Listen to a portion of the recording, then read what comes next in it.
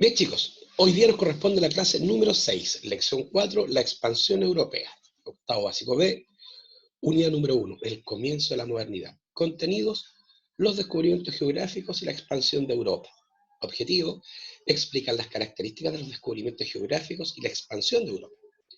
Vamos a necesitar el pensamiento crítico, temporal y espacial, además del análisis y la síntesis. Ya. Cualquier duda, consulta, por favor, profejuan.octavo@gmail.com. ¿Ya?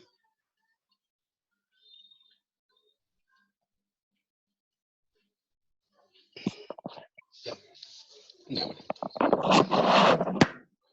La expansión europea, siglo XV, siglo XVI. ¿Ya? Expansión europea. Expandirse, ¿no es cierto? Es crecer en forma horizontal. Eso es la expansión. Siglo XV, los años 1400, siglo XVI, los años 1500. ¿Ya? Esto va a generar una nueva visión del mundo, sobre todo, muchachos, acá en Europa. ¿Ya? Es Europa la que comienza a expandirse por el resto del planeta. ¿Ya? Utilizando, ¿no es cierto?, estos barcos, las carabelas, ¿ya?, que tenían timón, tenían velas que se podían adecuar a la dirección del viento, y otros adelantos tecnológicos que vamos a ver en un rato más. Aquí, ¿no es cierto?, está la hipótesis de que en realidad no fueron los europeos no fueron los españoles los que llegaron por primera vez a América, sino que serían los vikingos, ¿no es cierto?, partiendo de aquí de Escandinavia, pasando por Islandia, por Groenlandia, para llegar a las costas de lo que actualmente, ¿no es cierto?, es en Norteamérica. Ya vamos a ver eso. Ese es el tema de hoy, muchachos. Bueno, ¿qué es la expansión europea, pues, chicos? Ya. Es un proceso de expansión del mundo conocido y dominado por los europeos, que se inicia hacia el siglo XI y que termina hacia los siglos XV y XVI. Ya lo que habíamos dicho recién, ya ahí hay un mapa mundi y aquí hay unas carabelas, estos barcos de vela, ¿no es cierto?, que se podían adecuar a la dirección del viento. Y acá tenemos un mapa portulano. Ya, los mapas portulanos se caracterizaban porque solamente dibujaban ya la línea de la costa, lo que los marinos podían ver. Eso era lo único que podían mostrar estos mapas, los mapas portulanos. Alguien tiene prendido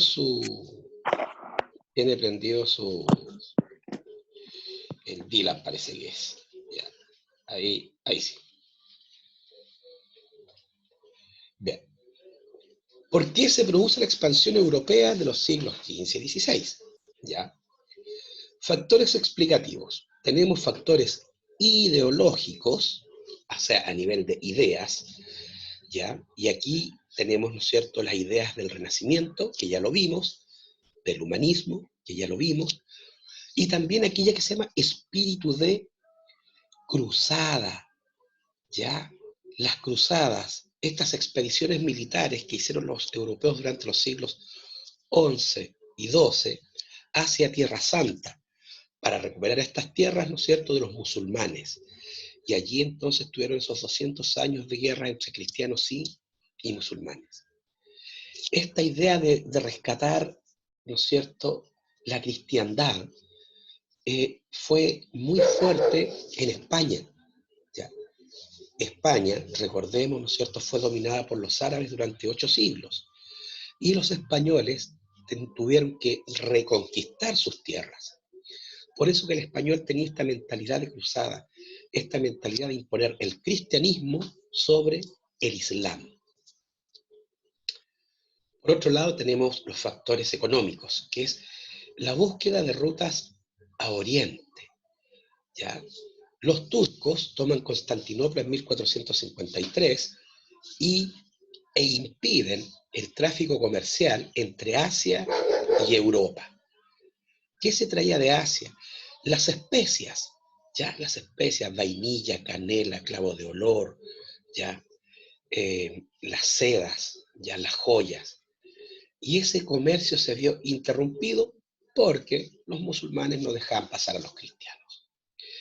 Y también el otro factor que explica esta expansión es los avances científicos. La aparición de la brújula, los mapas, el astrolabio, el sextante, etc. Ya lo vamos a ir a ver en profundidad. Entonces, el factor ideológico. Vaya a jugar. Vaya a jugar. Disculpe. Bueno, el factor ideológico. El Renacimiento y sus ideas. ¿Ya? Recordemos, el Renacimiento es el periodo de la historia del siglo XV al XVI y que marca en sus expresiones artísticas el cambio de mentalidad y de la época medieval a la época moderna, al poner en el centro al hombre como ser bello y creador. Recuérdense, el Renacimiento dice, Dios existe, sí, Dios es importante, sí, pero el ser humano también lo es, como un ser bello, perfecto y un ser capaz de crear y hacer cosas. Ya va cambiando la mentalidad. El humanismo, movimiento intelectual de los siglos XV y XVI, que desde la tradición griega y romana ve al ser humano como un ser capaz de conocer a través de la razón y la experimentación. El hombre para conocer tiene que usar su facultad para pensar, ¿ya? Para ordenar la realidad, para interpretar la realidad. Y lo que es más bonito, conocerla a través de la experimentación. Experimentar. ¿Qué es experimentar? Es hacer cosas, ¿ya? Hacer cosas. Entonces el hombre se motiva a explorar y a conocer su entorno. Y más, está el bichito. Y ya el ser humano no está condenado a estar ahí en su aldea, en su villorrio, en su burgo, sino que está destinado a conocer, a desarrollarse. Esta idea de querer conocer más a través de la razón es producto del Renacimiento y el humanismo. ¿Ya? Aquí esta pintura refleja la expulsión del paraíso, ¿ya? Del pintor italiano Masaccio. Y acá está nuestra conocida Mona Lisa de Leonardo da Vinci. El factor ideológico, las ganas de conocer qué hay más allá. ¿Quiénes sintieron eso? Los hombres europeos del siglo XIV, XV y XVI. El factor económico, ¿ya? La búsqueda de rutas a Oriente debido al bloqueo de los turcos que en el año 1456 cuando toman la ciudad de Constantinopla, ¿ya? Constantinopla, acá, aquí muchachos, acá, por aquí. Entonces aquí está el comercio ya que unía Asia con Europa. Cosas que venían de Japón, que venían de las Islas Molucas, ¿no es cierto? De la India, de China. Ya todo esto llegaba, muchachos, a Europa. ¿Qué es lo que buscaban, ¿no es cierto? ¿Qué es lo que llegaba? Las especias, clavo de olor, pimienta, canela, nuez moscada, para darle sabor a las sosas comidas de la Edad Media, que solamente con suerte se comían con sal, ¿ya? Pero aparte de las especias también llegaban las sedas, esa tela hecha de la tela de los gusanos de la seda, ¿no es cierto? Y que solamente usaban los nobles. También oro, plata, perlas, diamantes. Ese era el comercio que se vio interrumpido por los musulmanes que tomaron Constantinopla y cerraron el comercio entonces entre Asia y Europa. ¿Ya? Avances científicos, como dijimos recién. ¿Ya?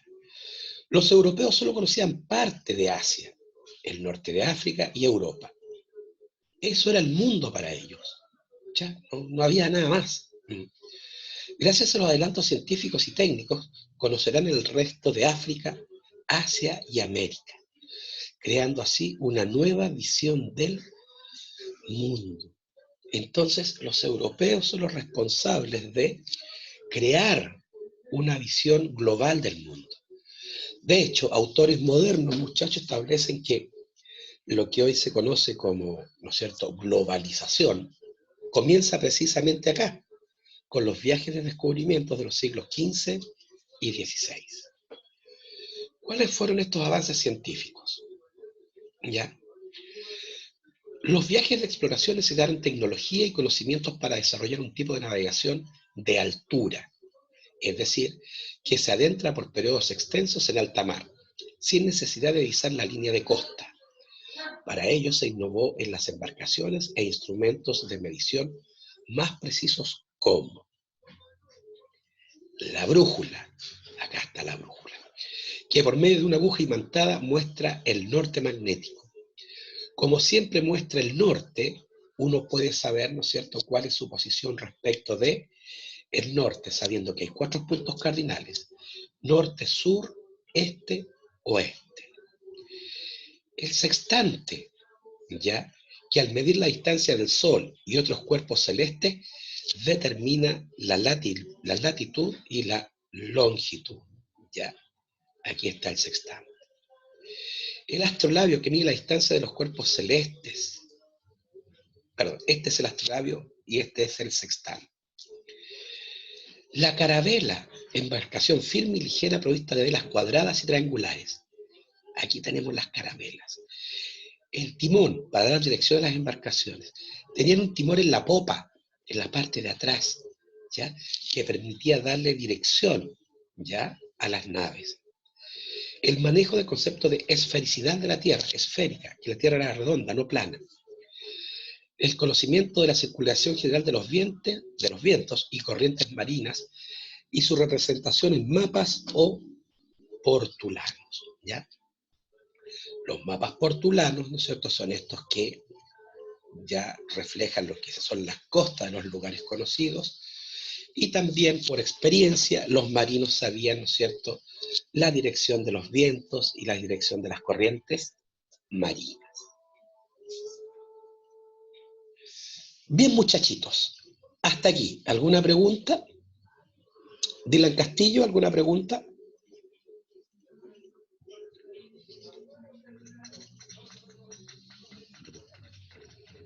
Profesor. No, profesor. ¿No?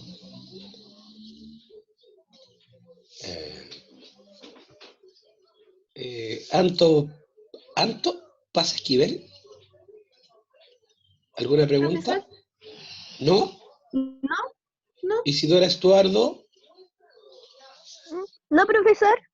¿todo bien hasta el momento? Sí, todo bien. Qué bueno, continuamos entonces. También hubo un factor político, muchachos, ya, en la expansión de los europeos. Recapitulemos. Hubo factores ideológicos que provienen del Renacimiento y el humanismo. Recuerden, muchachos, una cosa antes que se me olvide. En historia separamos los acontecimientos, pero básicamente para comprenderlos mejor. Eso se llama análisis. Pero ustedes son inteligentes.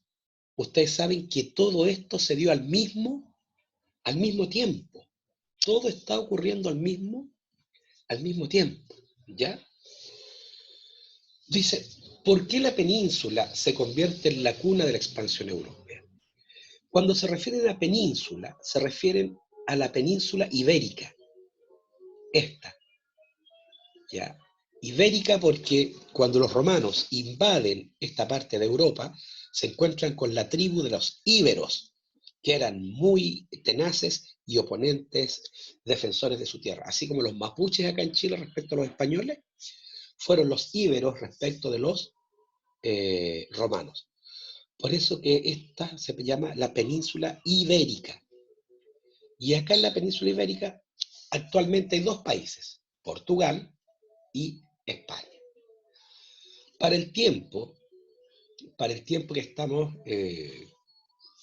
revisando, ¿no es cierto?, en la península ibérica está el reino de Portugal, ya, Portugal, está el reino de Granada, que está en manos de los árabes musulmanes, ya, está el reino de Navarra, el reino de Rosellón y Cerdeña, el reino de Aragón y el reino de Castilla. ¿Ya? El reino de Aragón y el reino de Castilla.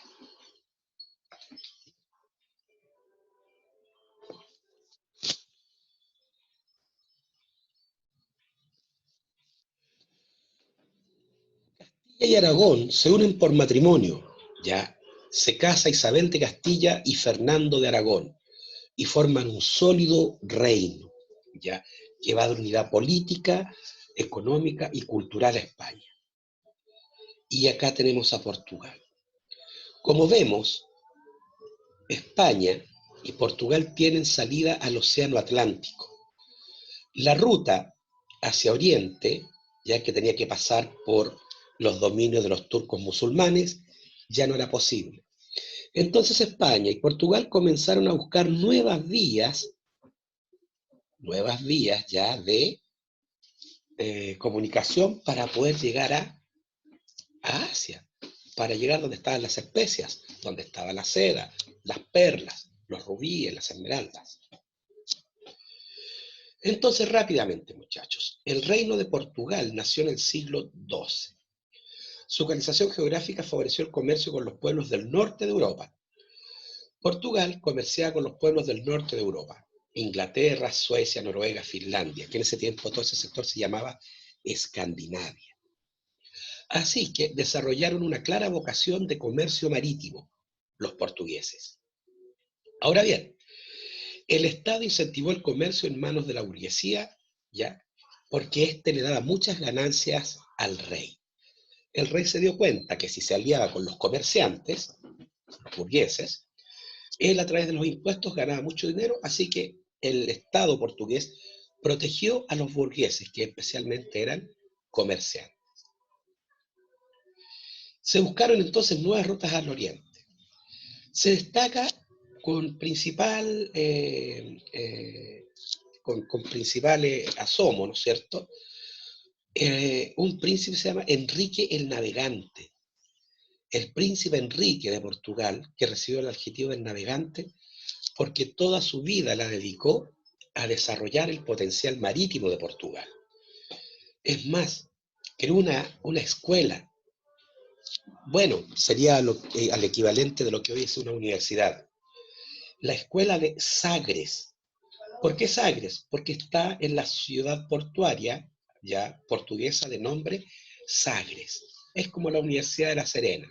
Allá, la escuela de Sagres, que fue una academia científica, ¿no es cierto?, y de navegación. Allí se desarrollaron nuevas técnicas de navegación, se desarrollaron los mapas, se perfeccionaron el astrolabio, ¿no es cierto?, y el sextante, todos los que vimos anteriormente. Por otro lado, España, acá, en el siglo XV las coronas de Castilla y Aragón se unen. Cuando se habla de las coronas, ya es una metáfora por los reyes. Entonces, los reyes de Castilla y Aragón se unen, ¿ya? Y entonces de esta unión nacen los reyes católicos, ya que fue el nombre que el Papa Alejandro VI les dio a estos reyes porque ellos protegían el cristianismo católico. Aunque unidos gobernaron su reino de forma independiente, reforzaron su autoridad, unificaron territorial y religiosamente al territorio, conquistaron el reino de Granada de manos de los musulmanes árabes y decretaron la expulsión de musulmanes y judíos en 1512 y apoyaron a Cristóbal Colón. Los portugueses,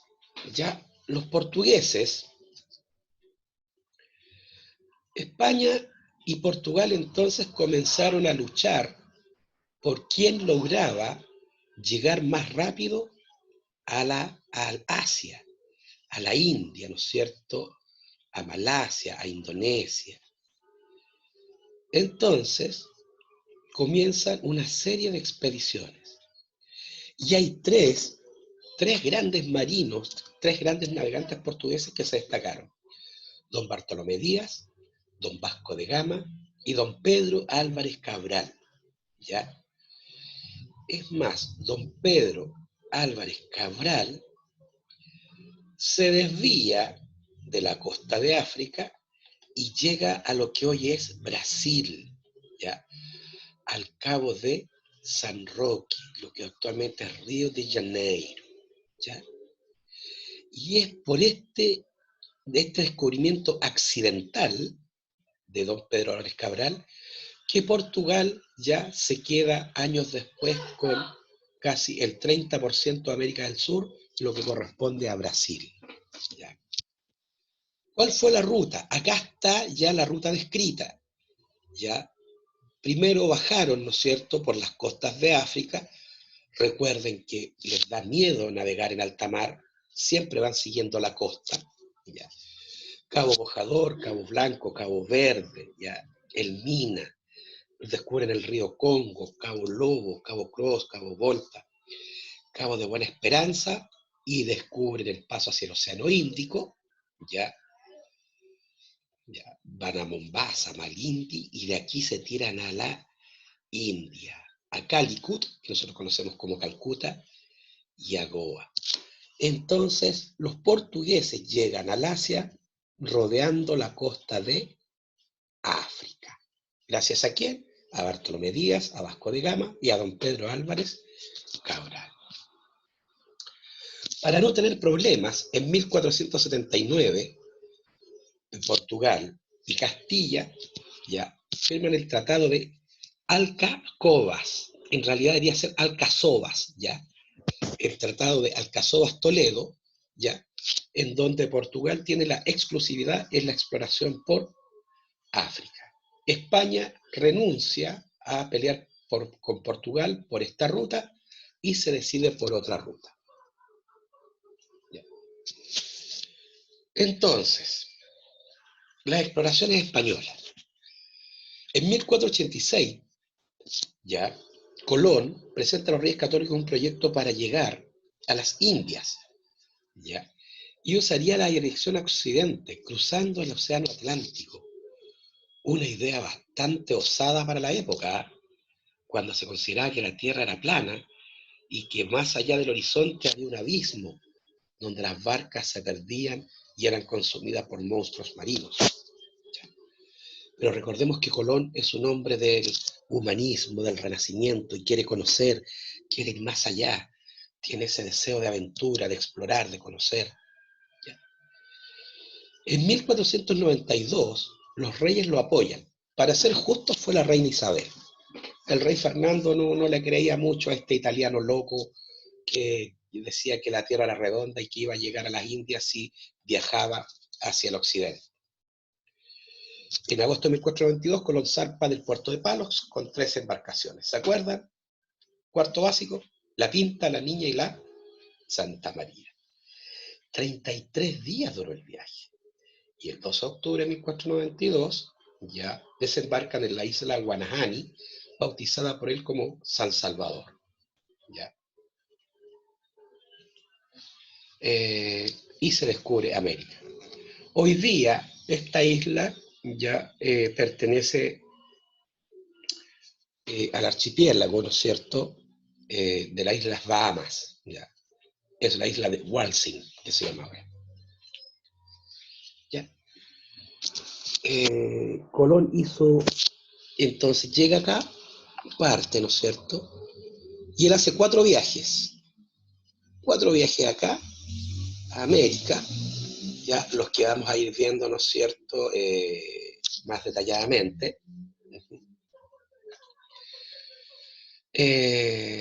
Bueno, en el primer viaje, como dijimos, llega aquí a las Bahamas, San Salvador, llega a lo que hoy día es Santo Domingo con Haití, llega a la isla de Cuba, después comienza a explorar, ¿no es cierto?, el sector de Yucatán en México, lo que actualmente es Panamá, el Golfo del Darién, la costa de Venezuela. Eso es lo que alcanza a conocer Colón en estos viajes.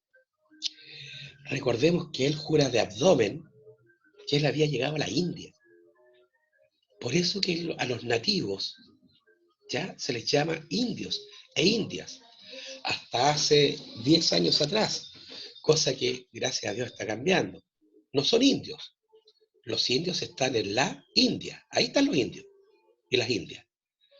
acá están, ¿no es cierto?, los habitantes originarios, ya en su multiplicidad cultural, que la vamos a ver en la próxima clase. Antes de partir, eso sí, Colón también ya tiene una mentalidad moderna, ¿ya? How much, ¿cuánto vale? ¿Cuánto gano yo por hacer esto? ¿Ya? Él firma entonces las capitulaciones de Santa Fe. Capitulación era el nombre que en el siglo XVI recibía lo que actualmente se llama un contrato. Y un contrato es un documento donde se establecen derechos y deberes entre ambas partes. En este documento, entonces, Colón recibía el título de almirante y virrey de todas las tierras por descubrir, beneficios económicos, ya el 5% de todo el oro y plata descubiertas, ¿no es cierto? El título tenía que ser heredable a sus hijos, y las posesiones que encontrase, ¿no es cierto?, serían para los reyes de España.